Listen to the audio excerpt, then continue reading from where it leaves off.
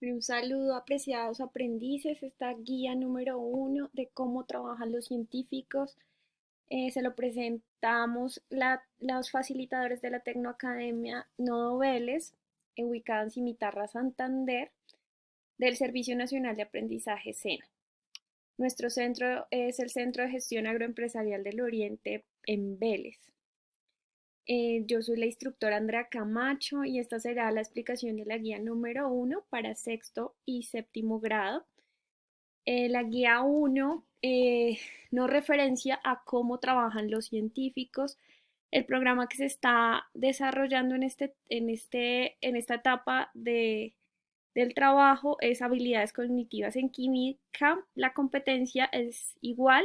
El resultado de aprendizaje es plantear situaciones y problemas referentes al mundo cotidiano teniendo en cuenta el estudio de la naturaleza, propiedades y transformaciones de la materia que constituyen los fenómenos explicados desde la química, y la actividad de aprendizaje es aplicar el método científico para la solución de problemas desde la perspectiva de la química.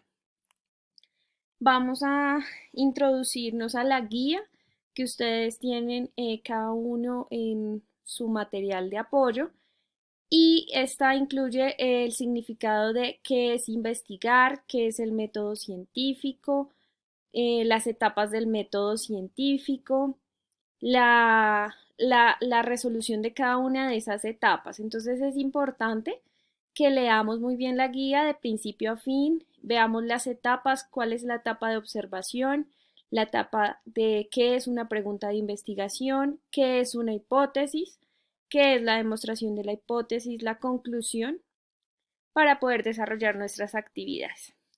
Vamos a iniciar acá con este ejemplo, luego de hacer la lectura que cada uno lo realiza en su guía, y vemos la primera etapa que es la observación. Entonces en este ejemplo dice, supongamos que tienes dos rebanadas de pan, las pones en el tostador y presionas el botón, sin embargo tu pan no se tuesta.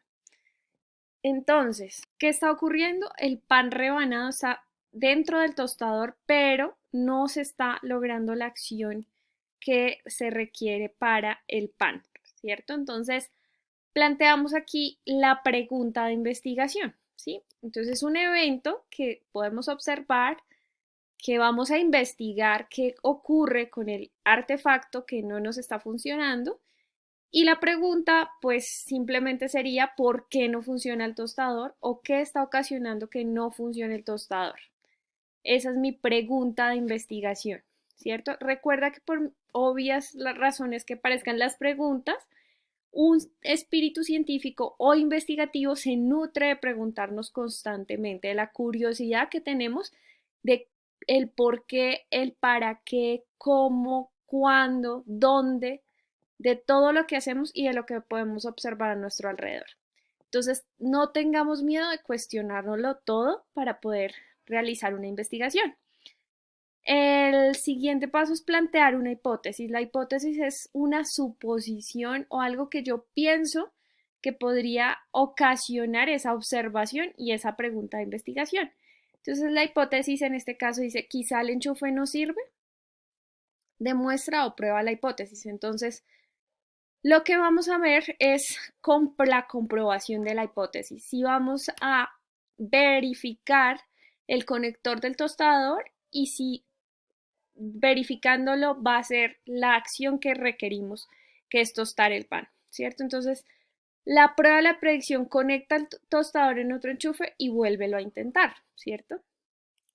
Si no, ¿qué pasa? Que hay dos opciones. Si el tostador sí funciona, entonces la hipótesis es viable, o sea, teníamos razón, esto estaba ocurriendo por el enchufe. Si no, entonces debemos cambiar la hipótesis, ¿sí? Porque sería incorrecta.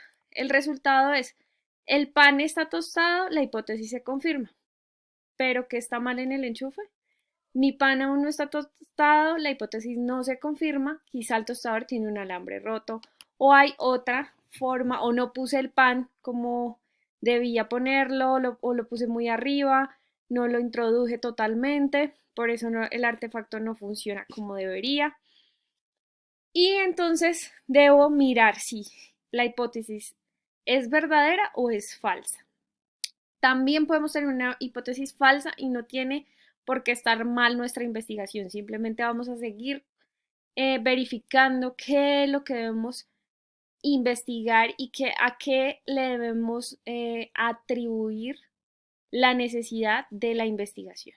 La conclusión finalmente sería, asumiendo en este caso que la hipótesis es verdadera, podemos concluir que los panes no se estaban tostando debido a que el tostador no funcionaba porque el enchufe o tomacorriente se encontraba dañado. Esa es nuestra finalidad.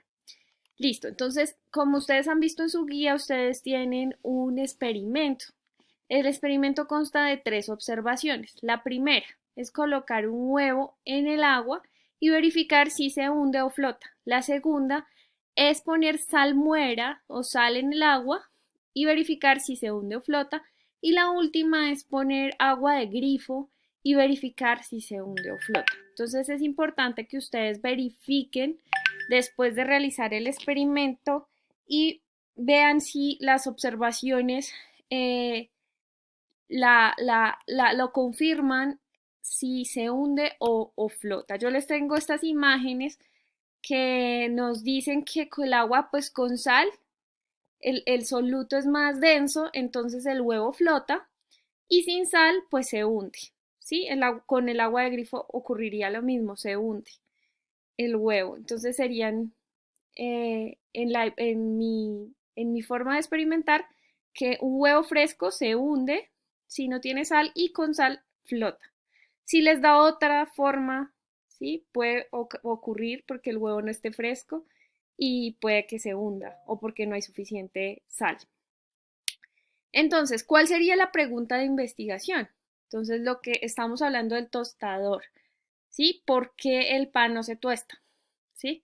Entonces, ¿cuál sería nuestra pregunta de investigación en el caso del huevo y el agua? ¿Por qué? Ustedes lo van a contestar, ¿cierto? ¿Se hunde o flota el huevo? Hipótesis. Entonces, para la observación 1, que es el agua sola, eh, ¿cuál es la hipótesis que yo podría tener? ¿Será que un huevo fresco debe hundirse o debe flotar?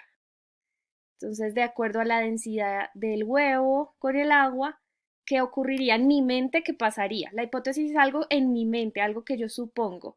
Y la observación, pues, es cuando ya hago el experimento. Entonces, copio la hipótesis 1, copio la hipótesis 2. Con salmuera, ¿qué opinaría que pasaría con el huevo? Y con el agua de grifo también. Hago las observaciones y escribo, ¿se hunde o flota el huevo en la observación 1, que es el agua normal con el huevo, en la observación 2, que es la salmuera con el huevo, y en la observación 3, que es el agua de grifo con el huevo? ¿Se hunde o flota?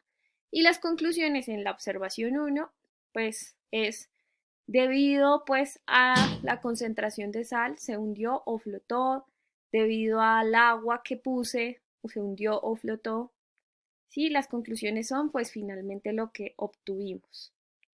Y aquí terminaría la guía 1.